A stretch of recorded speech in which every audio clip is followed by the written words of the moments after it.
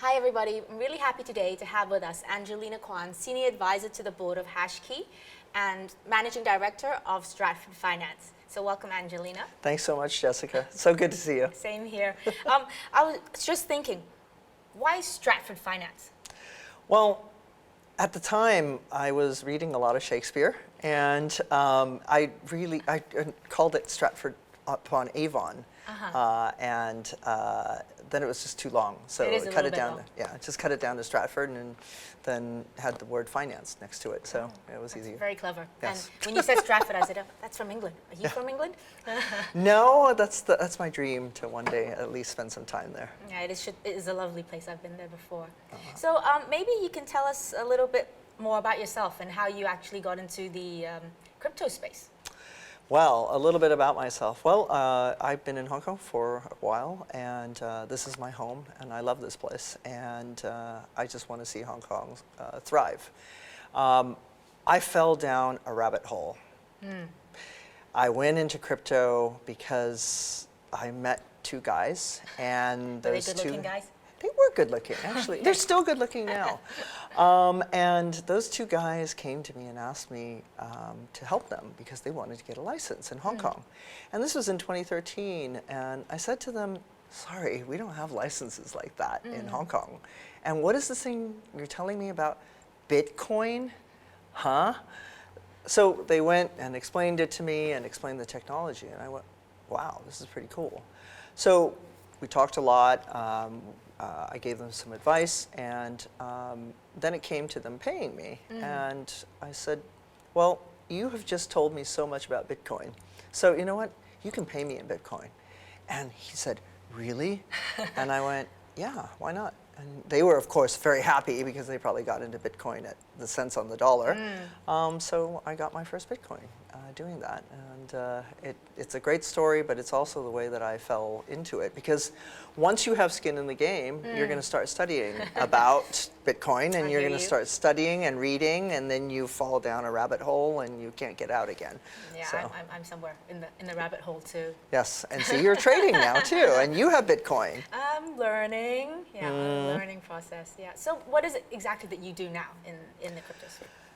In the crypto space, I teach a lot. I want to get the message out there that digital assets are here to stay. So using the term digital asset to encompass Bitcoin and all the millions of coins that are out there, that digital asset adoption is really, really important. And advocating for digital natives, the people in the industry, to be properly regulated and also hopefully grow out the asset class.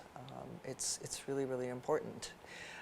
And you can see it right now. There are hundreds of millions of users that are getting into Bitcoin.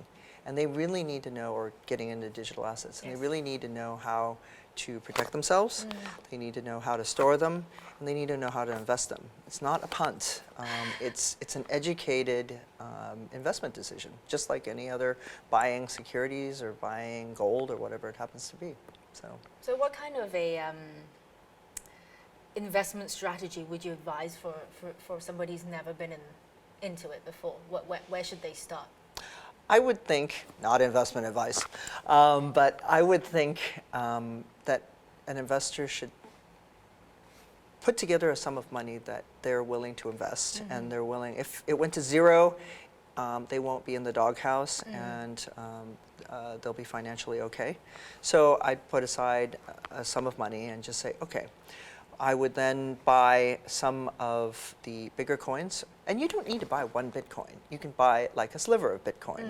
And you can buy a sliver of different coins that are more expensive. But at least once you have skin in the game, once you've invested, then it becomes really interesting. And you start studying about the different projects that Ethereum may be used for. You then start studying what is Solana. Solana is one of the fastest blockchain networks right now. And then you start falling down a rabbit hole, and then you can see the different projects and different tokens. And then taking that little sum of money that you put aside in fiat, then you might invest in some of those smaller coins too. And I mean, Rome wasn't built in one day. You have to start somewhere. And if you don't learn how to use a wallet, you don't learn how to transfer back and forth in terms of your balances, it's something that you'll never be able to learn unless you do it. Yeah. So have you set up your MetaMask wallet, though? I have. I've done that too. Yes. Okay. That took a while for me. So. The setting up the wallet, it was connecting it to the browser. That was what I was a little bit confused about. Or connecting it to an NFT platform or something like that. Yeah. So, and I've been advised to have a separate computer yes. for all the digital asset management work that I do. So I will get a separate computer. No, it's true, because this is the thing that investors need to know, because it's a different asset class from securities, for example, buying and selling stock. So there's a lot more issues in terms of hacking, security concerns, and just forgetting your passwords. So your brother used to always warn me, don't forget your passwords. I've heard that lecture. Yes. Many times. So good, we share that. So as a woman in the digital assets, crypto sphere sector, are there other women? There are other women now. Happily, there are more women moving into this industry, and it's a good thing to get diversity in any business, be it on a board or be it in a company, because companies and businesses that represent the entire population of Hong Kong or the world, well, if Mao Zedong said 50% women hold half the sky, shouldn't women have half the jobs and 100% of the same pay? Absolutely. Yes, so there are more women now, and you're seeing women move into senior roles in all the big exchanges. There was, I'm sorry, I forgot her name, but she just broke all records of fundraising. She's a fund manager that just came out in the United States, and she did a fundraise that was amazing. So first time a woman raised so much money in such a short time. It kills me. I can't remember her name. Sorry. It'll come back later on. Okay, good. But for a woman in the industry, what kind of challenges do you think, or do you feel that they face? Or I think opportunities? lots of opportunities, but there's also challenges. It is still a male-dominated industry.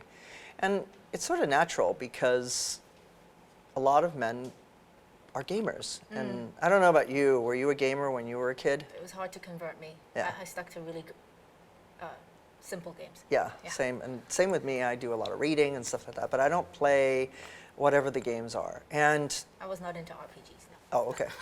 or whatever they are. Yeah. But because a lot of the guys got into gaming, and many of the things that, if you wanted to buy a sword, you were probably the first to buy some Bitcoin to be able to buy a sword or buy whatever helmet you needed for playing whatever game it was. And a lot of boys started as gamers and then kept with their Bitcoin, and they did their own mining.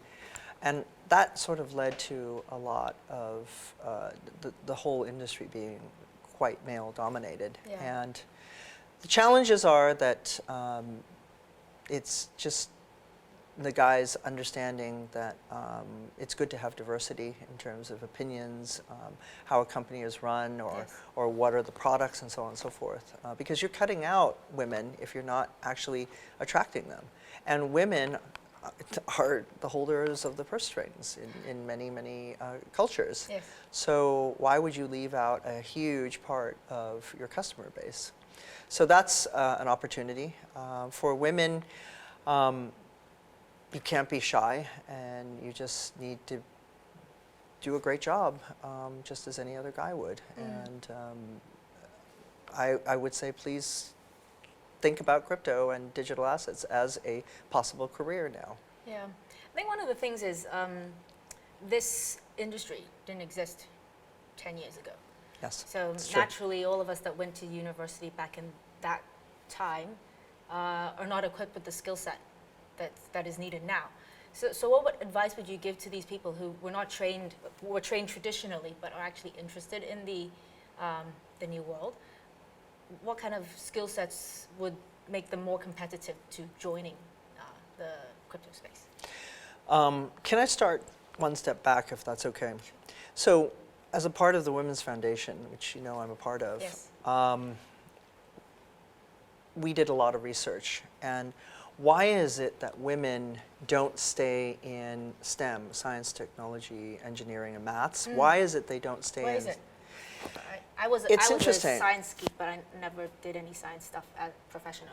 But you were probably really good in it in elementary school, and then into high school, you probably took AP Calculus and AP Chemistry or whatever it all was. science, all Yeah, science. you were all science. Yeah. But when you got into college, then came the societal issues of, yeah, it's so tough in science. You should do something more easy, less. Yeah, that's why I went and read law.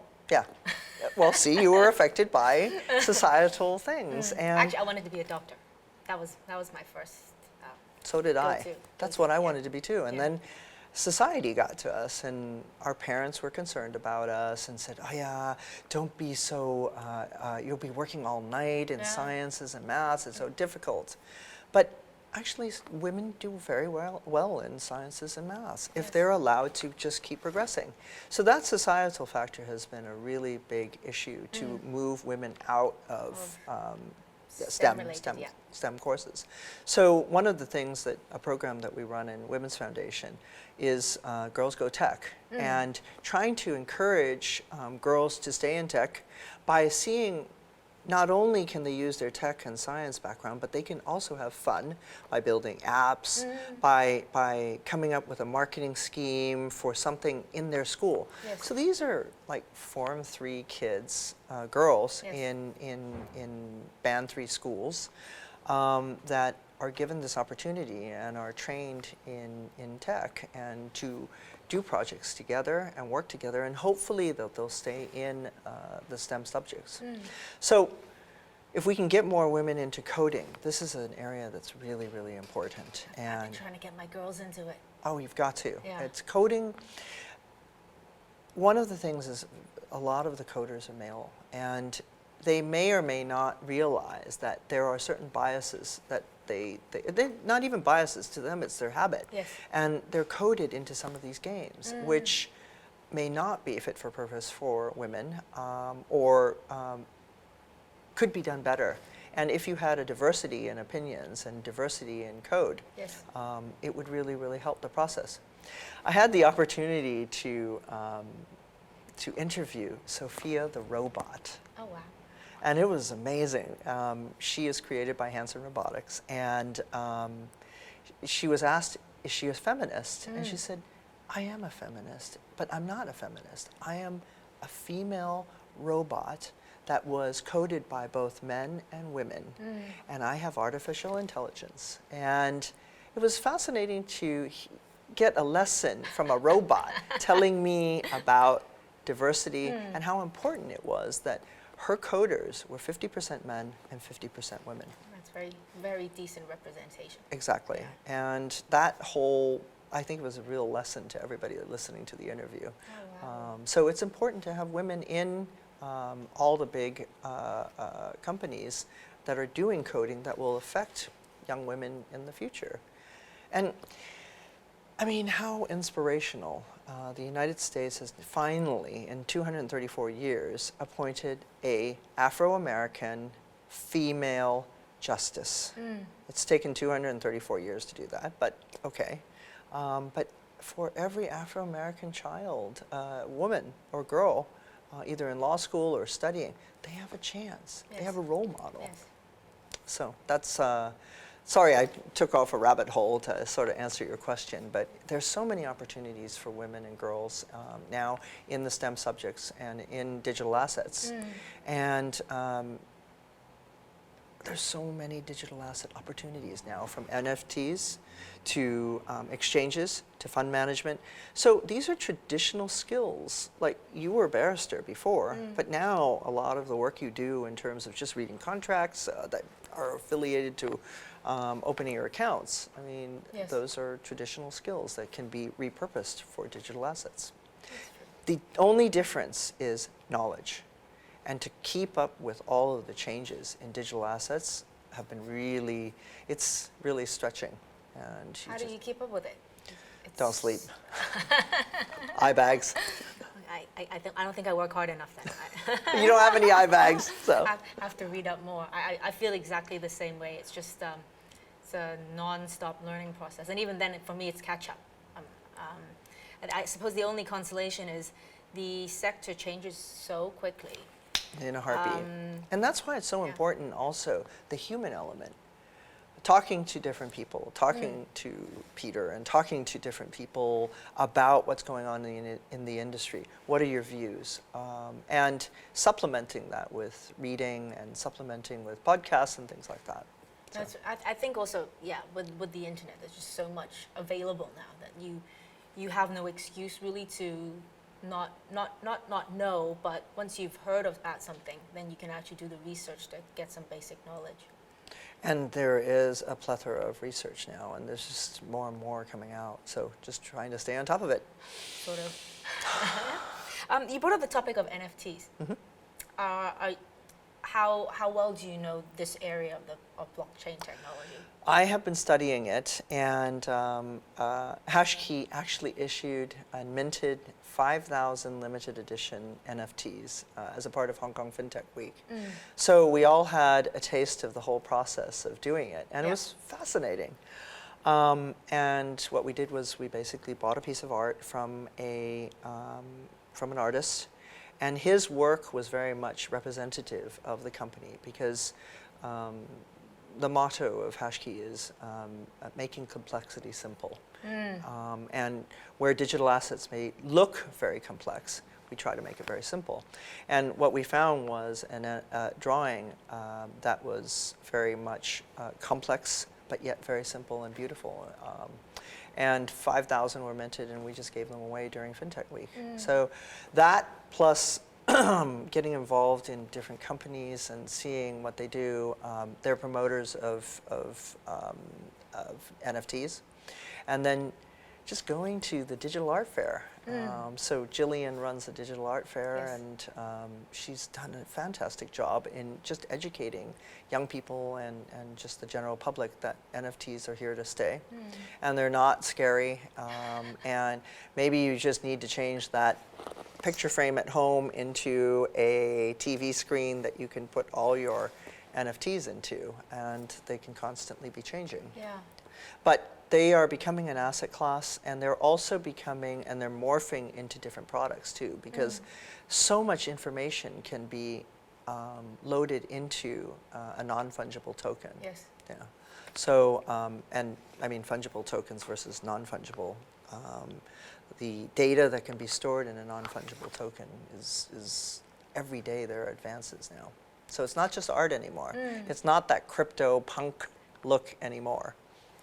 And the apes. Yeah, bored apes. You have one? No. I don't have the privilege. Okay. But I would strongly urge people to just study about them. But just be careful because it's like an art piece. And if you buy the right Picasso, then it's going to go up in value. If you buy the wrong Picasso or the wrong whatever it is, it may not be appreciating in price as much. So that's where the research comes in, and the investment advice that you get from people in terms of buying NFTs and making sure that you have the protections, because embedded in an NFT can be intellectual property rights, copyrights, trademarks, and so on and so forth. So people really need to study that and make sure you get clear title when you buy an NFT. That's true. So actually, I think the takeaway is you definitely have to do your homework. Whatever asset class of digital assets you decide to invest Absolutely. Do your homework. Ask people. That's what I'm always asking. Yeah. Do I press this? Do I do this? Can I do this? Should I do this? And then I have to get lots of confirmations of, yes, I've done it, it's okay, it's safe. Like you. I'm exactly like you. I just have to, I feel like I need to ask human beings, not the computers. And that's why having that resource there and a network of people and meetups. So there are many like WhatsApp groups of people that are investors or women in crypto or just people that are in the industry that like to help each other. So I would strongly urge people to get involved in those areas. Go to crypto meetups. Go to digital asset meetups. Do they have them in Hong Kong? They have them in Hong Kong. I know there are loads out in the Middle East. Yes. Yeah. And we have the Bitcoin Association in Hong Kong, and hopefully one of the things that I'm doing is to set up something that could actually incubate more of a digital asset native group that would also help be a voice for Hong Kong too. So that's one of the things that we've been trying to put together right now. Yeah. So. As you know, you are one of our main interviewers for our Thank you. Crypto Women Trailblazers campaign in April, May of this year. Where's my trail of thought? Crypto. Trailblazers, I love it. Yeah, well, Good. you were one of the ones that thought it was a pretty cool term. I Actually, thought it was good. it's care of my chief editor. Yes. He really liked that term. Thank you. But what I see is that there are different, there are women who are all in different sectors, not just different functions or where you see the application of blockchain, but there are different levels too. And for women who come into this sector, it's okay to start from just starting with trading as a startup. Trading and startups, structuring. So my strength is being a chief operating officer. So pulling together compliance, risk, systems, security, and making sure that best practices are in place. So trying to help get a license, for example.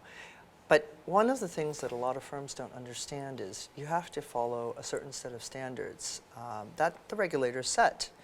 And best practices that you have HR policies in place, that you have security in place, that you can't get hacked, you have proper tools like computers in place. So it sounds very simplistic, but setting up a securities firm as a base is very similar to setting up a digital asset firm in place, but there are specific things that you need to do differently in the digital asset space. So it's just being aware of the necessity for security, but basically it's quite similar. And so I've just delivered an office that's fully security compliant and hopefully SFC compliant. So that's something that women can do and many women who are already in traditional fields are experts in, be it HR to legal. Well, it's the same types of agreements. And that's where legal skills are needed. So whatever you have in terms of your marketing skills or your legal skills, you can use them in digital assets. That's good to know that skills are transferable. Very transferable. But you just need to know the jargon and the eccentricities. Oh, I have to keep writing down. Just one more question. What do you do out of crypto world? Outside of the crypto world? Outside of the crypto sphere, what is it that you do to So many relax? things that I love doing. I love skiing. Me too. Yes, got to go do that skiing. Yes. Can't wait till winter. I also collect jade. So Like the one that you have. yes, I like this piece very much. I collect Chinese jade, and I've been collecting it for a while. I ride a motorcycle in my free time. Super rocker girl. The leather jacket really works Yeah. in terms of, at least in the wintertime. I love speaking, I love teaching, so a lot of my time I try to go to universities and talk about things to motivate and hopefully get more women and men into digital assets.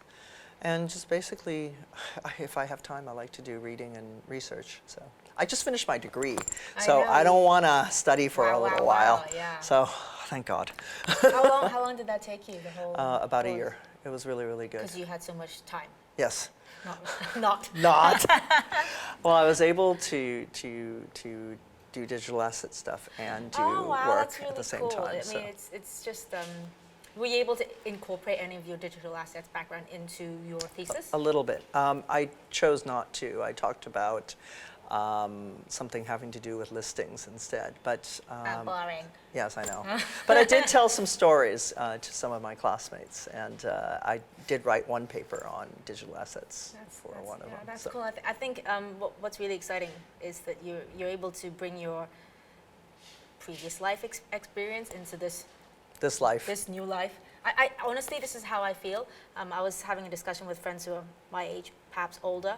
I said the advent or the possibilities that arise from blockchain technology means that we can go back to when we were 20 again, start from Fresh. Yeah. Yeah. I said that's like a second chance. You don't really get that in careers. That's correct.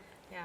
And that's, I think, the most exciting part of it. And I can see that you're so excited in it too. So. I am, and I really want to, I'm excited because I think for us it's also an opportunity to empower young women. Yes, and motivate them and yes. give them a star to go towards. Yes, Yeah. exactly that. So, thank you for doing this panel, by the way, and doing this whole campaign. I think it's great, and hopefully we can get more women into this industry. That's part of the ticks that I need to have in my boxes. Yes, so. Thanks so much for Thank today. you. Thank you, Jessica. Thank you. Yay. Yes. Thank you.